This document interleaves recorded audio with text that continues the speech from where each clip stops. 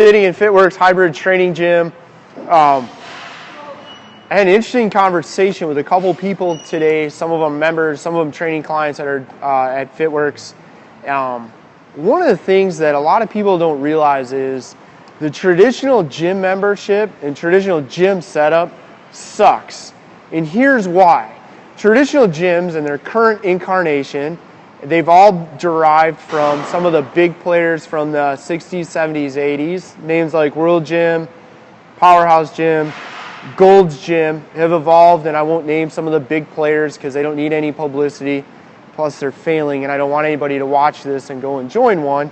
But at the end of the day, that business model came out of the bodybuilding world. And if you're sitting out there like, yeah, bodybuilding's not for me, or I tried that when I was a kid, I tried that in high school, I did it in college, you can probably relate to this.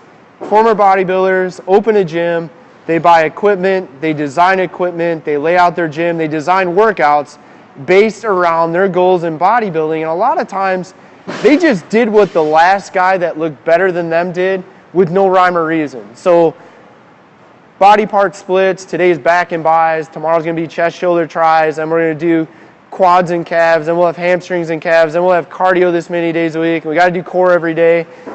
Again, that model of training, that business model of a gym, Tim, if you want to grab some of the, and we have regular gym experience here at FitWorks. You can't see our free weight area, it's all the way in the back of the club. So we actually have half of our facility laid out traditional commercial gym that was built around the meathead bodybuilders.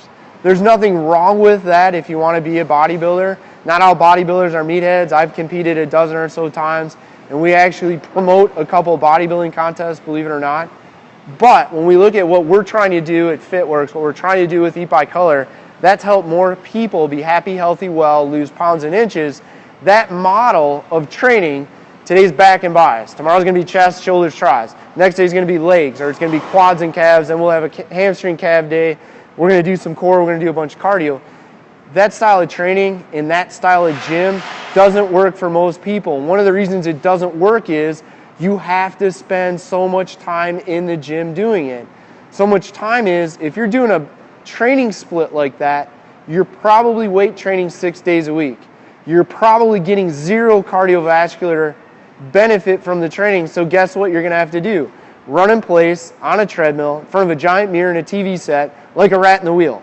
Not only do you not have time for that, but it's not fun.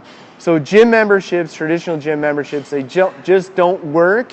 And I'm of the belief and opinion that, and we've already seen it, and gyms like mine are an example, there's going to be a huge shift away from that business model. Why? Because people don't have 6 days a week, 7 days a week, 10 hours a week to exercise.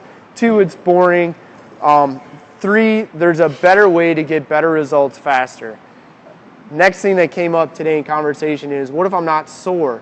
Sore is not necessarily a marker of a great workout. It's certainly not a marker of progress, okay? If you want to be sore, I'll give you a real simple way to do it.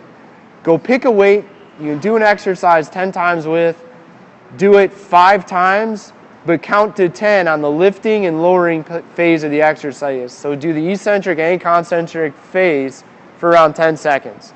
You will be sore tomorrow. It doesn't mean you're going to be any better off. It doesn't mean you're going to make progress.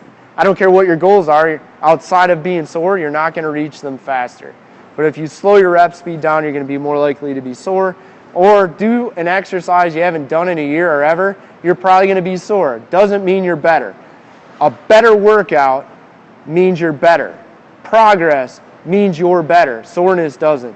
The next thing, we get this a lot from athletes, especially some knuckleheads out there that train athletes. And we train athletes here. We trained over 1,000. Over 70 athletes have gone on to collegiate athletics. Many more have gone on to regular physical activity. They've returned to playing soccer. Even though they gave up on it, they've got renewed self-confidence, self-esteem, some of the basic skills gone back to playing sports. We don't focus on puking. An athlete that pukes is not necessarily having a great workout. Sometimes it just means you have an idiot for a trainer. Puking for most people means they're not going to finish the workout, which means you cut your workout short because you threw up. Again, puking is not a marker of a good workout. It doesn't make you a better athlete. Being a better athlete from the workout you did yesterday, today, means you had a good workout yesterday. Whether or not you vomited or not is irrelevant. That's got nothing to do with being better today as an athlete than you were yesterday. So it's not about puking. Since we're talking about these old traditions and myths, we might as well attack the gallon jug. What's going on with Johnny Gym Rat, who's always carrying a gallon of water around the gym? Where does that come from? It goes back to 60s and 70s when people were taking oral anabolic steroids, stuff like a drug called Dianabol, which I don't believe has been made by the company that actually owns the pharmaceutical patent for it since like the early 80s. Highly toxic to the liver, cause what they call moon face, make their face real round and puffy and swollen. They would drink lots of water for liver health. Okay, it wasn't because they knew they needed 8 to 10 glasses of water a day. It wasn't because they read Eat by Color and in Eat by Color it said drink 1 to 2 gallons of water a day. They were drinking the water because they were concerned about their liver health. And today, all the gym rats are doing what people did 30 years ago just because. And that leads me to my next point. Why are so many people, if I'm going to say that about gyms, if I'm saying about that jug of water, if I'm saying you don't necessarily have to be sore to have had a good workout, if I'm saying throwing up does not mean you're a better athlete, why are so many people clinging to that? Or why is that what most people are doing at gyms across the country? Well, the answer is I don't know, but it doesn't make it right. It just could be that a lot of people are very wrong, and they're certainly not reaching their goals any faster. What makes a good workout? More work per unit of time. So if you can do more work, spend less time doing it, you're going to have had a better workout. You're also going to be more likely to have enough time on a weekly basis to train. Progress, marked progress, seeing that you've made progress from 1 month to the next, maybe 10 weeks, seeing it in the mirror and how jeans fit out of the dryer, that progress means you've had some good workouts. The fact that you're not here doing a back and bi split with chest, shoulders, tries, and quads and hamstrings and calves, and you got this and that, that's not a good workout. Progress is a good workout.